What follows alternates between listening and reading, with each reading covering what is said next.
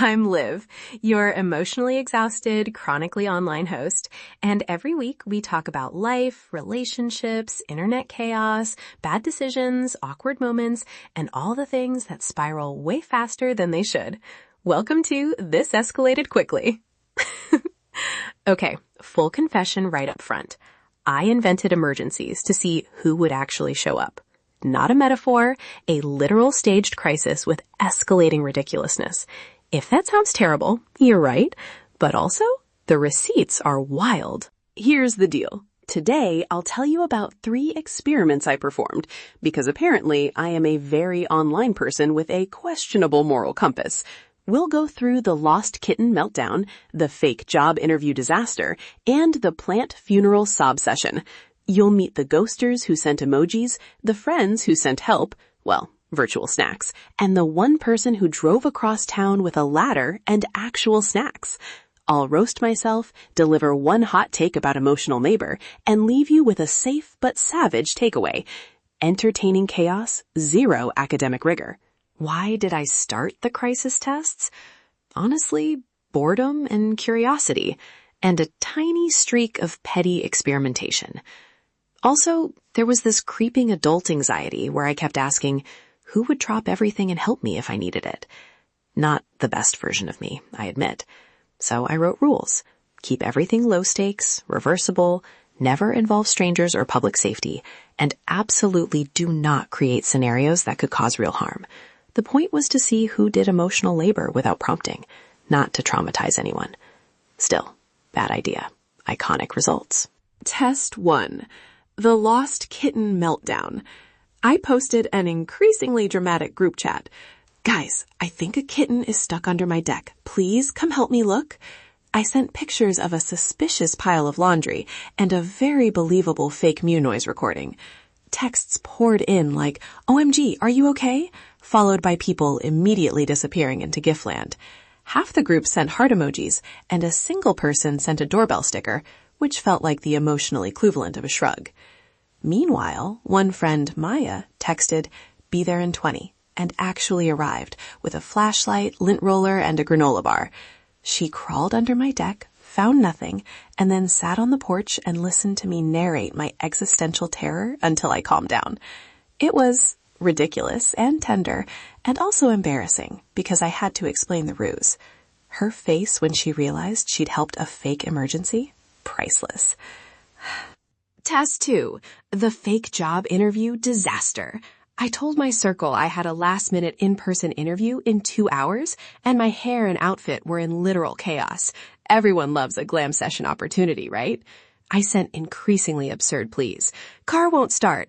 Outfit ruined by mysterious coffee. Need lipstick ASAP. Responses ranged from a supportive, you got this, to a man who replied with an unrelated meme and then changed the subject. The winners, one friend who offered to lend me a blazer, and another who texted a 5-minute pep talk and a playlist. The loser?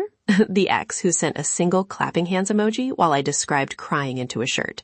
The funniest part? One guy showed up expecting it to be real and brought a protein bar and a ladder. He thought I'd need the ladder for a wardrobe emergency. He stayed for 90 minutes, helped me tape a hem, and we ate the protein bar like it was a tiny medieval feast. I did not expect a ladder to be involved in my dating life. Test 3. The plant funeral sob session. This one was my most dramatic stunt, and I may have been personally offended by my own houseplants. I posted a slow, grieving voicemail and a black and white selfie of me looking tragic beside a clearly dead succulent. I wrote, I can't believe he's gone. I loved him. The responses were predictable. The usual flurry of so sorry, followed by people disappearing into hot take land. But then, in the corner of the chat, someone, no, not a lover, sent me a small watering can emoji and asked if I wanted them to come over. I said yes, expecting more performative grief support. Instead, they showed up with soil, a tiny shovel, and a potted replacement, like a plant funeral team.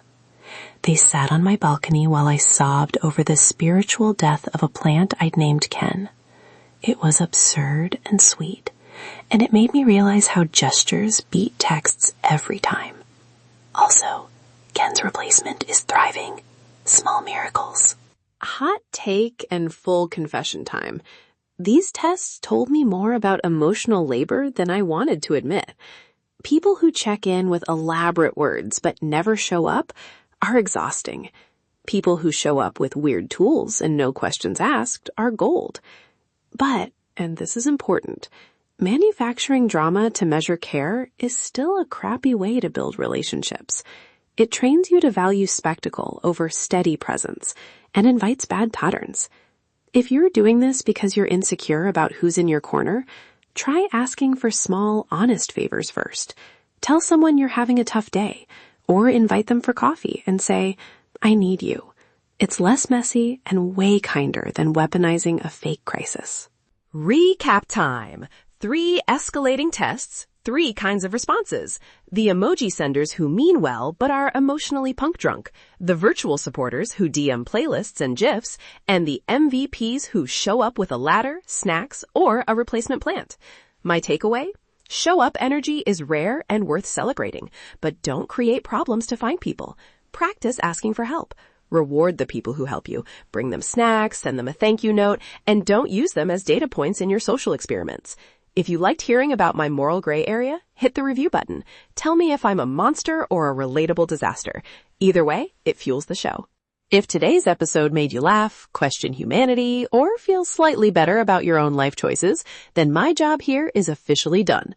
Leave a review, say something petty, say something kind, or just rate the chaos. I'll read them and judge affectionately. Remember, don't stage dangerous pranks, be honest when you can, and if someone shows up with a ladder and snacks, marry them, or at least keep them in your contacts. Stay chaotic.